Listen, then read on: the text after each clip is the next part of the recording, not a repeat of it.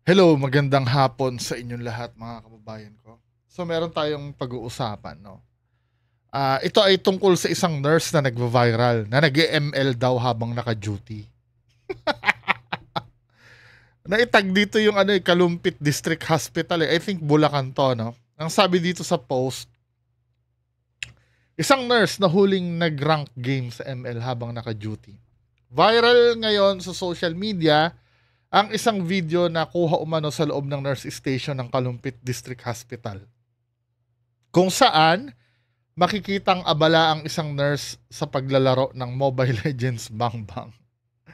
Kahit nasa oras ng trabaho, ang naturang video ay pinost ni Ash Bautista na nagreklamo umanong hindi agad mapuntahan ng kanyang ama na pasyente sa naturang ospital.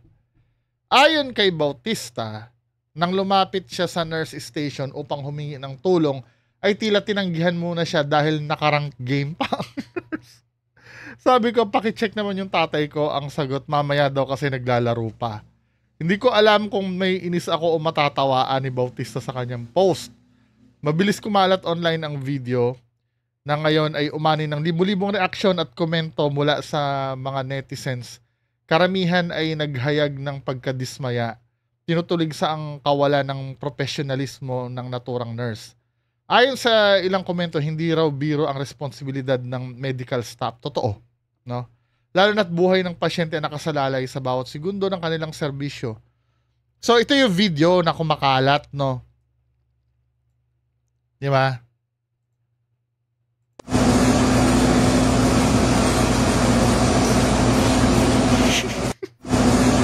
Pero ano pa ba yung ibang, wala namang indikasyon na humingi siya ng tulong eh. 'Di ba? Wala, hindi ko nakampihan yung nurse ha. Pero nakita niya lang na vinidyuhan niya na nag-ML. Oo nga naman. Ito yun, oh. Welcome to Mobile Legends!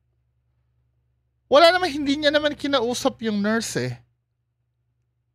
'Di ba?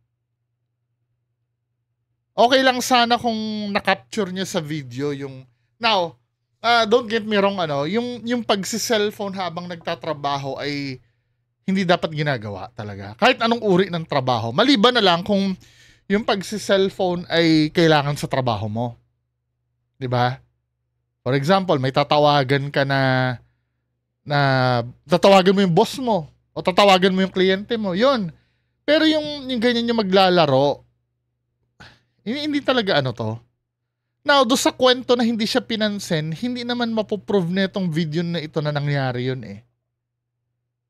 'Di ba? Pero dito sa video na to, katulad do sinabi ko kanina, anong mali? Naglalaro siya.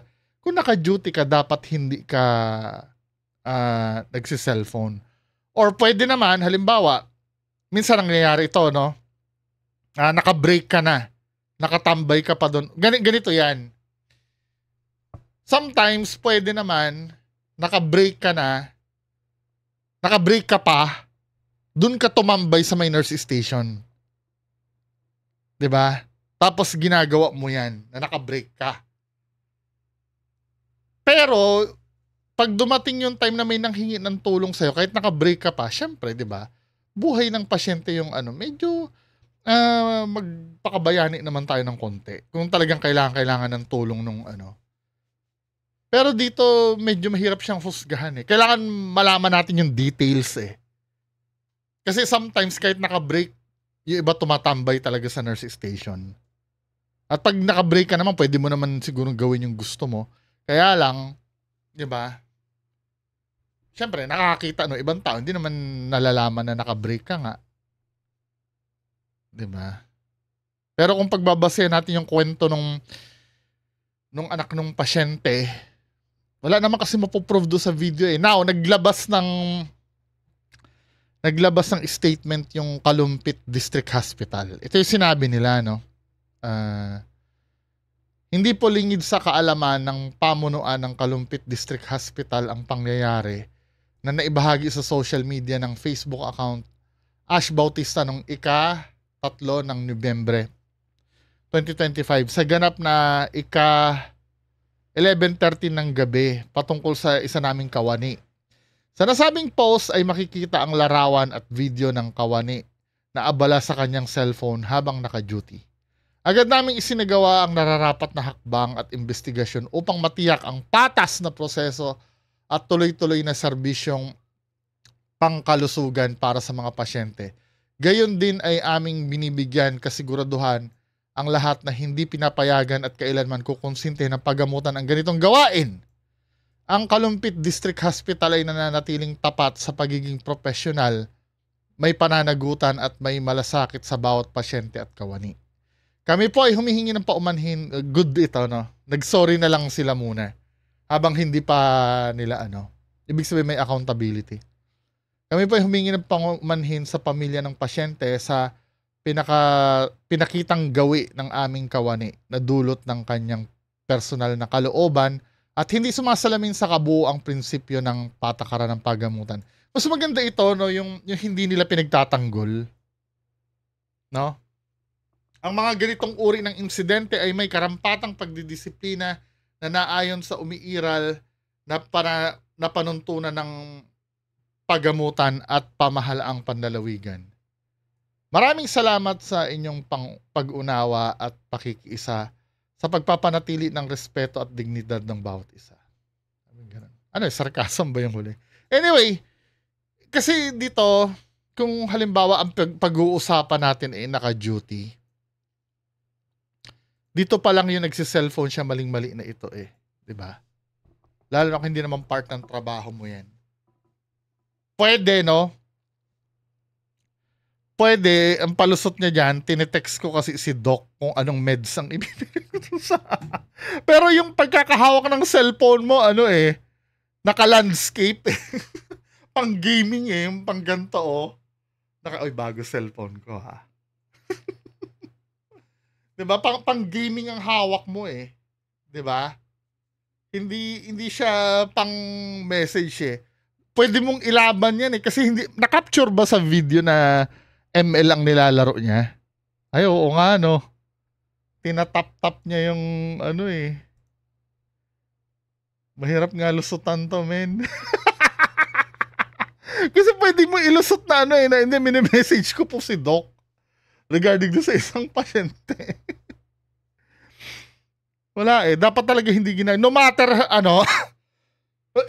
no matter kung bored na bored ka dyan, pwede siguro mag-play ka na lang ng radyo para malibang ka, Sa bagay, kung ako rin siguro naka-duty dyan, susundot-sundot ako ng cellphone Di ba? Pero kung magsi-cellphone ka man, wag mo namang i-prioritize yan kaysa doon sa trabaho mo, di ba? Alam ko, humans din naman tayo, kahit ako din naman siguro nandyan, at nakatunganga dyan, hindi ko mapipigilan magbukas ng cellphone, di ba? Kahit nga sa trabaho ko, ginagawa ko yan kahit bawal Pero I make sure, alam mo, kung may customer, no? Or kung may kliyente, siyempre, pa-prioritize ko yun. Trabaho ko yun Hindi yung ganyan. Pero do sa part na pero kung sa bawal talaga mag-cellphone. Mayayari siya diyan. Kaya totoo o hindi yung kwento ng pasyente. 'Di ba? Kasi pwedeng mamaya galit lang sa kanya yung nag-video niyan, na wala naman nangyari talagang ganon. Tingin ko naman pagka kinausap mo naman yun, tutulungan ka naman yun, pero wala Ang naging sentro ng usapan yung pagsi-cellphone mo Baka nung mga nakaraan araw kasi nasungitan mo yung pasyente na yan kaya hinanapan ka ng butas. Di ba? Wala ganun talaga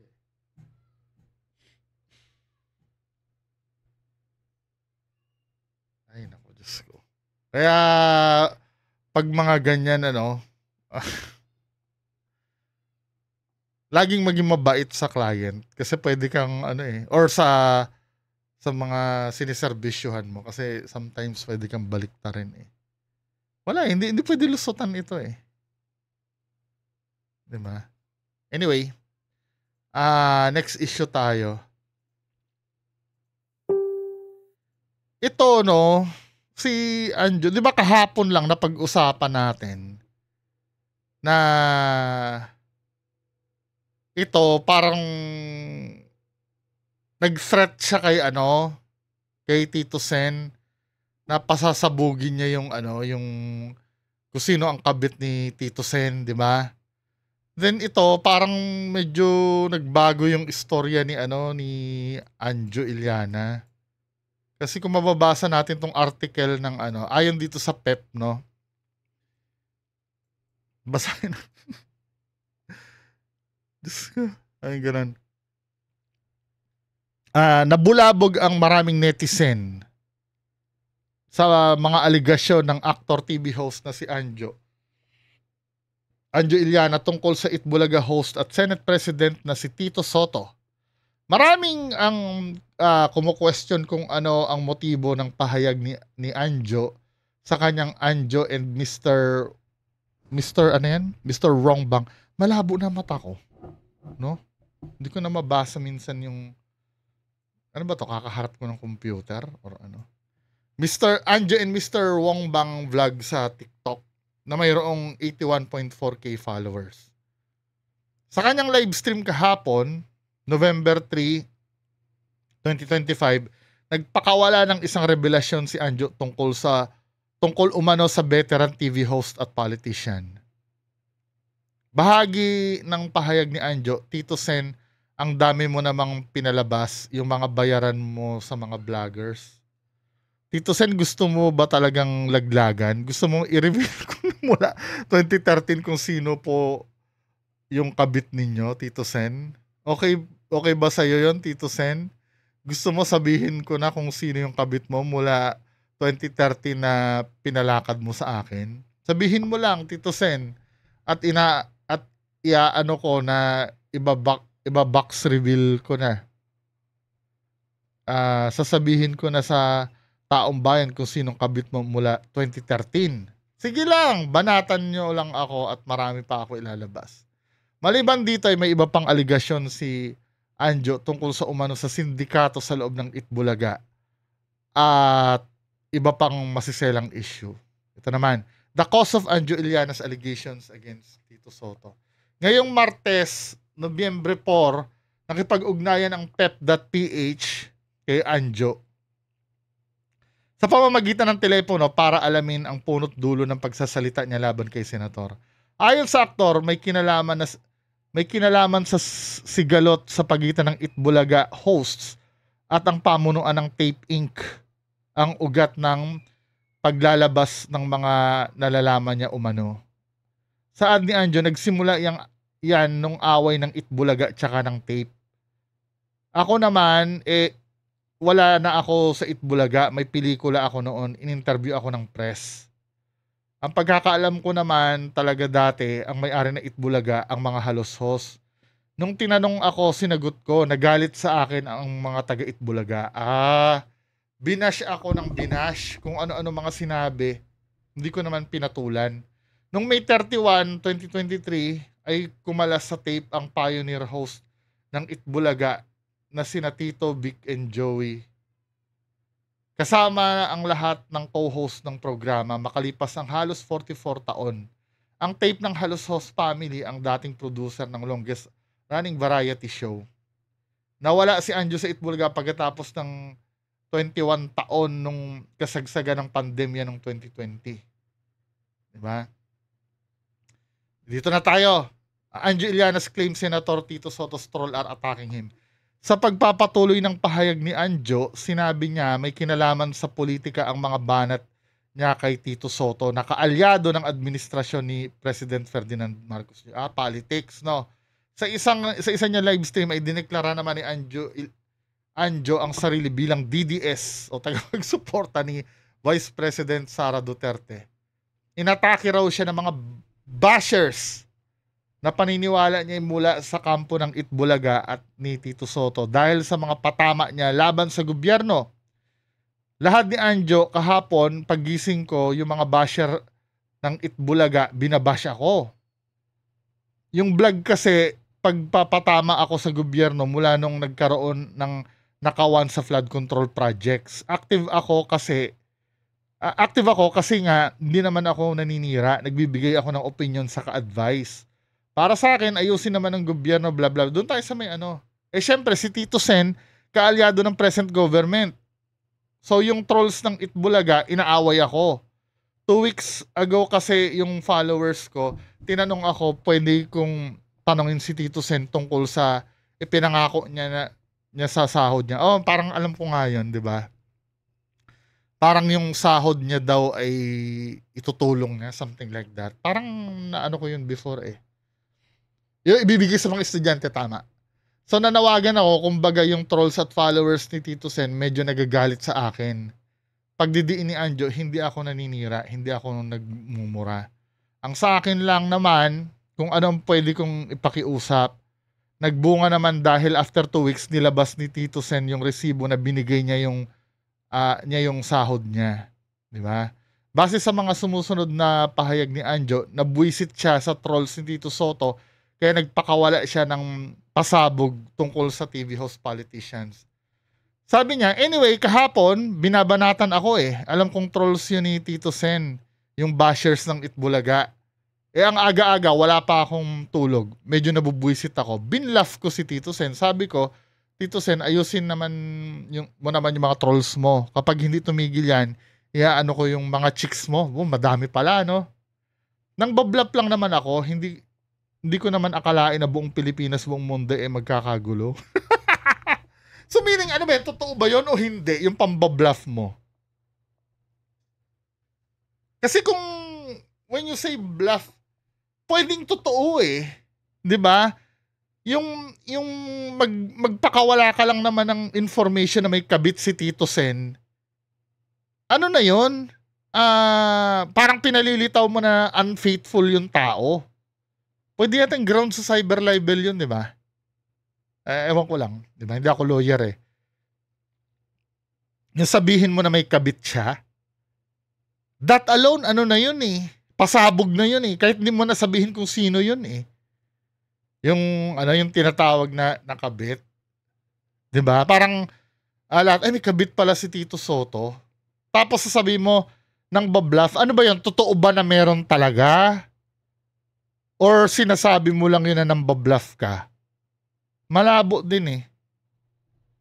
Anjo and Soto brothers call for ceasefire. Hindi. Ngunit tila hindi nila mangyayari ang pinakahihintay ng marami na ibubulgar ni Anjo tungkol sa pangalan ng di umano'y other woman ni Senator Soto. Pagbabahagi ni Anjo sa PH, nag-uusap sila ng mga nakababatang kapatid ni Tito na sina Vic at Maru Soto kahapon. Ayon kay Anjo, naging mainit ang pagpapalitan nila ng mensahe sa mga kapatid ng senador. Pero sa huli, napagkasunduan daw nilang magkaroon ng ceasefire. Baka mamaya pinagbantaan kang kakasuhan, men. Kaya nag-ceasefire ka. Kwento ni Anjo, nag-usap kami kahapon ni Bossing at Maru, mga kapatid ni Tito Sen. Ako, nagagalit sila, nag-message sila sa akin, medyo galit sila. Na naiintindihan ko naman dahil syempre kapatid sila. Sabi ko, binanatan nyo ako eh. Nananahimik ako dito sa vlog ko. Hindi naman ako naninira, bakit ako ang binabanatan nyo? Eh kapag bumanat ang bashers below the belt, sabing ganon. Nung una, mainit ang ulo namin dahil syempre, huwag nyo akong gaganyanin. Hanggang sa after ilang exchange, sabi ko, ano ba ang gusto nyo? Gusto ba nyo na manahimik na lang ako? Nagkasundo kami kasi ang lumalabas, nagkaroon kami ng misunderstanding, miscommunication. Sabi nila, wala naman daw trolls si Tito Sen. Baka naman wala naman talaga. Kasi ang nangyayari dyan, binabanatan mo yung minsan, no, yung pag-aakusa na may troll, parang common na yan eh. Kahit wala naman. Kahit si FLM noon, si Francis Leo Marcos dati noon, na pag tinitira siya noon, lagi na sabihin, may binayaran para tirahin si FLM, may binayaran. I mean, sinong bugok na tao naman na magbabayad para tirahin si FLM? Parang, ang nangyayari, nagiging trend na yan eh. Porket tinitira ka, hindi ba pwedeng natural supporter na lang nila yon? Hindi naman kailangan may bayad eh. Pwede kasi na supporter lang nila. 'Di ba? For example, 'di ba, yung mga ako kino-content ko minsan si Jay Costura. Yung panghuhula ni Jay Costura. Madami nagagalit sa akin.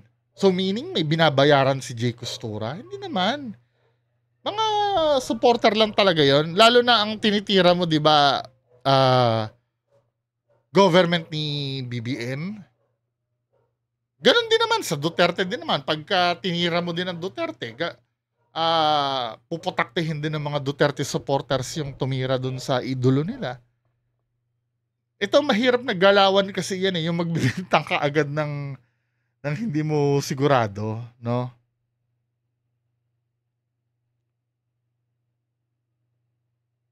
So,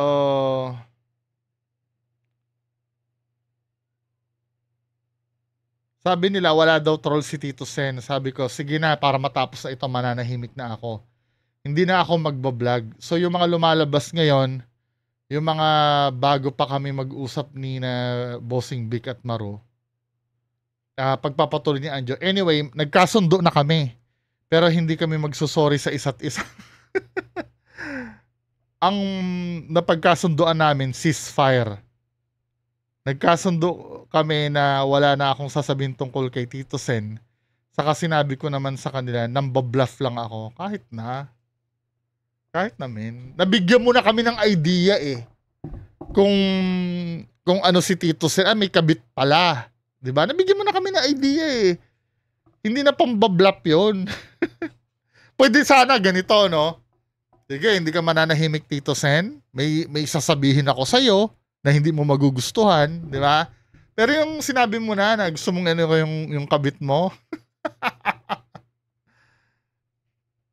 Di ba kapag nambabash ka, bluffing 'yan eh. Takutan 'yan. Nambabluff lang ako para tumigil na yung mga trolls na 'yan. Nang mag-usap kami na Bossing at Maru, nung una nag-aaway kami pero sinabi niya, hindi yung trolls ni Tito Sen. Dininay nila. Ayoko namang maniwala. Sabi ko, sige na, bati na tayo. Pero hindi pa rin ako naniniwalang walang trolls si Tito Sen. Na-appreciate daw ni Anjo ang pag-reach out sa kanya ni Vic at Maru. In respect naman, isa sa pinakamamahal kong kaibigan, si Bossing. Dahil napakalalim ng pinagsamahan namin. Sobrang lalim. Buti na nag-reach out din si Bossing sa si Maru. Kasi kilala ko naman sila. Kilala mo naman sila. Hindi ako pala away. Hindi naman ako mapanirang tao. Although since nandito na ako sa bago kong trabaho na ako ay nagiging boses ng taong bayan, ay nakakarinig sila ng masasamang salita ko, ikaw ay masamang tao.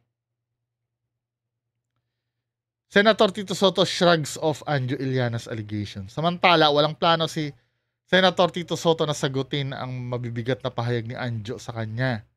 Sa panayam kay Soto ng Senate Press kahapon, ito lamang ang sabi niya tungkol kay Anjo, hindi ko napapatulan.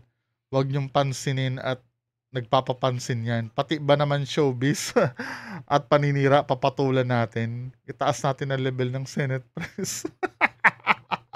Mukhang ilig din si Tito Soto, no? Di ba? Walang plano daw, pero worry yung ano mo eh, yung mga kapatid mo men eh. Doon sinabi ni Anjo Iliana. Anyway, di ba? Pag mga ganyang bagay, ano mo na yan, flood control muna tayo, di ba? So, yon si Anjo Iliana ay nambabluff lang daw. So, does it mean ba na yung panakot niya na yon ay hindi totoo? Diba? Ang ano namang pambabluff nun, men. Tsaka may date pa siya, noong 2013 pa daw. Well, hindi na natin malalaman kung ano yung, kung ano yung sagot doon. Ano sa tingin nyo? Comment kayo sa baba. Magandang hapon sa inyo lahat. Bye-bye.